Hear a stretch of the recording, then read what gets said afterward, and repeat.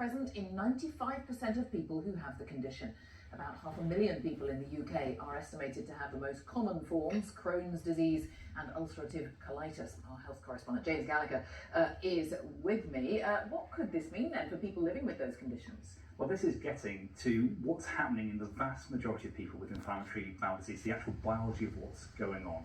So we kind of knew that a type of immune cell, part of the immune system, gets into the linings of the bowels where it starts releasing large quantities of inflammatory chemicals. But why do they do that? Well, this study has uncovered what is termed the master regulator. It's like the conductor of an orchestra that is telling which chemicals to be released into the bowels. And in some people that becomes hyperactive, it's too aggressive, it's releasing too much, and that causes the symptoms of inflammatory bowel disease. So having cracked what's actually going on in the vast majority of people, can you do anything about it? Well, in the laboratory, the answer is yes. So what they did was they took samples from people with inflammatory bowel diseases and tested currently known and approved drugs on those samples, and they were to bring things down, calm the IBD down completely.